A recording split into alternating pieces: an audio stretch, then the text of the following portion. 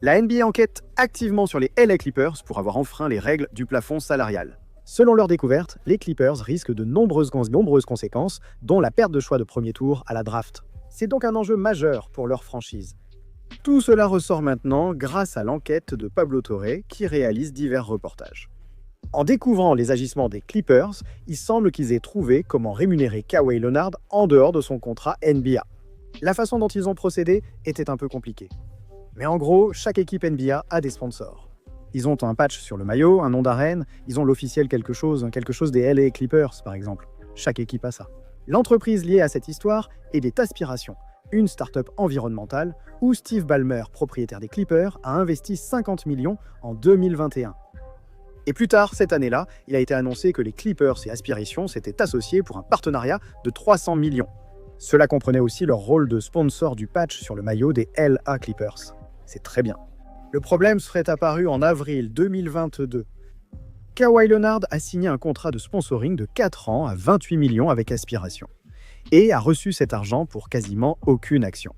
Un emploi fictif, c'est ainsi que cela a été décrit dans les rapports de ses sources, et plus préoccupant encore du point de vue de la NBA.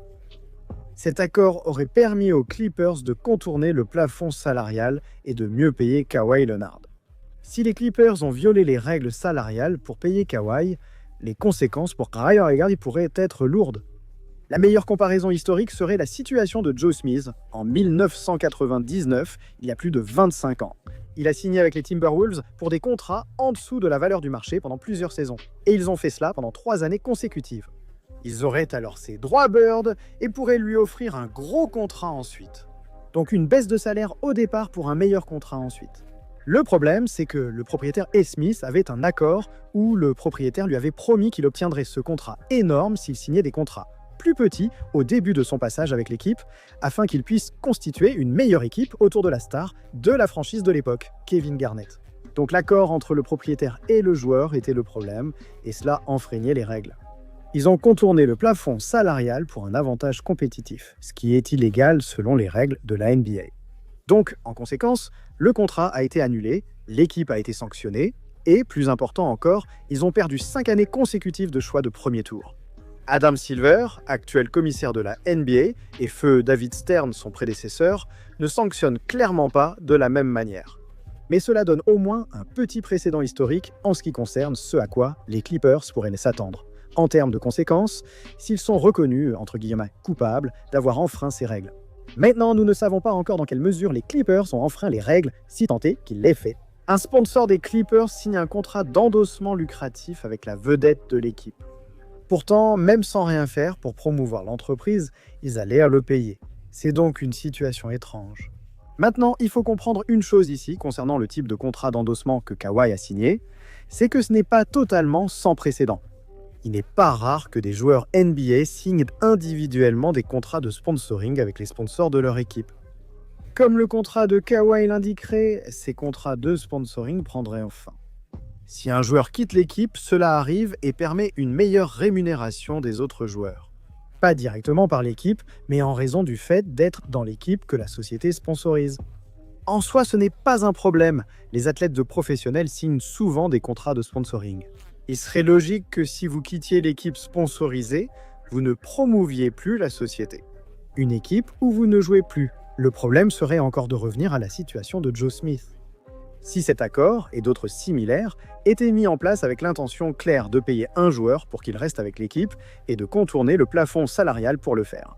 C'est la différence, du moins pour l'instant, avec la situation de Joe Smith. Tout se passait dans l'équipe, il avait un accord pour contourner les règles, alors qu'avec les Clippers, il y a ce tiers entre les Clippers, Kawhi et ensuite cette entreprise sponsor de l'équipe. Fait intéressant, ce n'est pas la première fois que cela arrive dans la carrière de Kawhi. En 2019, après le départ de Kawhi des Raptors pour les Clippers en tant qu'agent libre, les Raptors auraient organisé des contrats de sponsoring pour lui.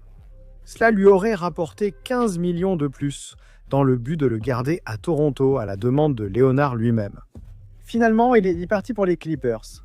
Le propriétaire des Raptors est allé voir le commissaire de la NBA, Adam Silver, et lui a dit « Eh, il se passe quelque chose de louche ici », et la Ligue n'a rien fait à ce sujet. Lequel ? Le fait que le propriétaire de l'équipe soit allé voir le commissaire et lui ait dit « Hé, il se passe quelque chose de bizarre ici », montre non seulement que ce genre d'accord de sponsoring est probablement assez courant, mais aussi qu'en soi, ce n'est sans doute pas vraiment contraire aux règles. Mais il n'y avait pas que les Raptors et les Clippers, d'autres équipes étaient aussi impliquées. Pour le recrutement de Kawhi en 2019, il négociait ses avantages avec d'autres équipes, dont les Los Angeles Lakers, très impliqués à l'époque. Et apparemment, Kawhi et son entourage avertaient quelques exigences en plus de son contrat maximum, notamment une maison, un avion privé et, encore une fois, des contrats de sponsoring en dehors du terrain.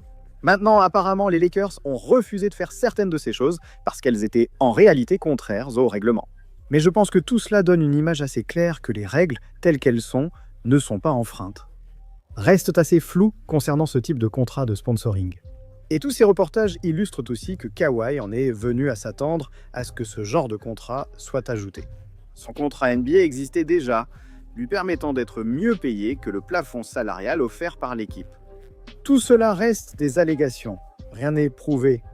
En réponse, les Clippers ont publié un communiqué affirmant n'avoir rien fait de mal.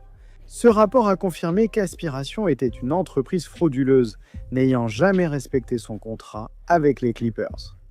Plusieurs dirigeants ont été poursuivis pour fraude et ont escroqué les Clippers durant leur partenariat.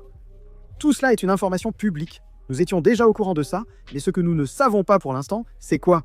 L'intention des Clippers en signant Kawhi pour ce contrat de sponsoring était laquelle ? Ou je suppose plus précisément, celle du sponsor de l'équipe en signant Kawhi. Et quel genre de lien il y avait entre les deux ? Et, peut-être plus important encore, si cela va à l'encontre des règles, la façon dont les Clippers l'ont fait, est-ce qu'il y a d'autres équipes dans la ligue qui font la même chose ? En parlant d'autres équipes, j'ai tout de suite pensé à une situation similaire vue récemment quand cette histoire a éclaté. Un joueur très en vue qui a publiquement accepté une réduction de salaire afin d'aider l'équipe avec le plafond salarial et le deuxième seuil. Ce joueur, c'était Jalen Brunson. À l'intersaison 2024, Brunson a signé une prolongation maximale avec les Knicks, acceptant en fait une baisse de salaire. C'était clair qu'il était un joueur max, et le resterait l'an prochain. En attendant l'intersaison 2025, il aurait pu décrocher un contrat bien plus gros, perdant ainsi des dizaines de millions de dollars.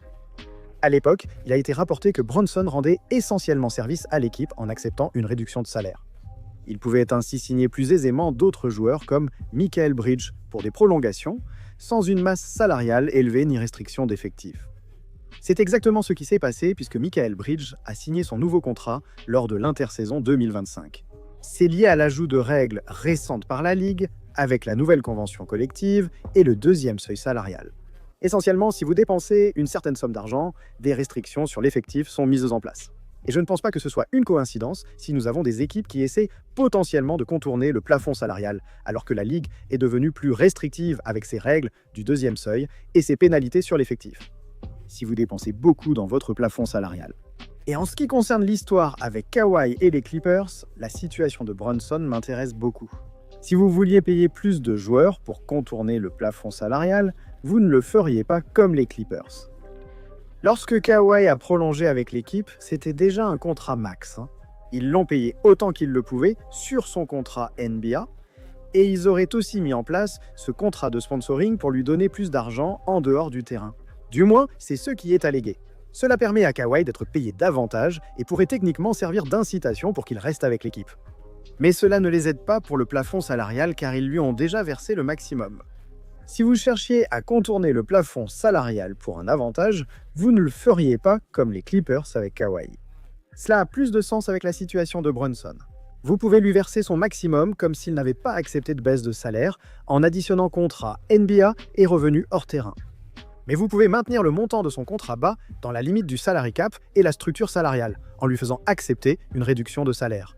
Et cela serait contraire aux règles et vous donnerait un avantage compétitif.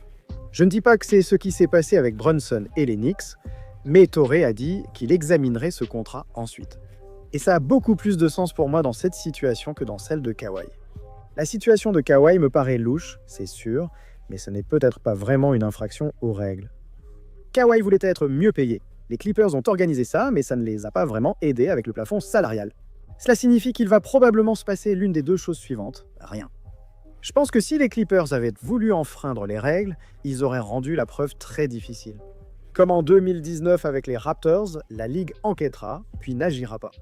La deuxième option serait que la Ligue restreigne certains de ses contrats de sponsoring en dehors du terrain. Et on verrait simplement moins de ça à l'avenir. Pensez à quand la Ligue a vraiment attaqué certains des problèmes de manipulation qu'ils avaient avec la Free Agency, et ensuite ils ont commencé à retirer des choix du deuxième tour.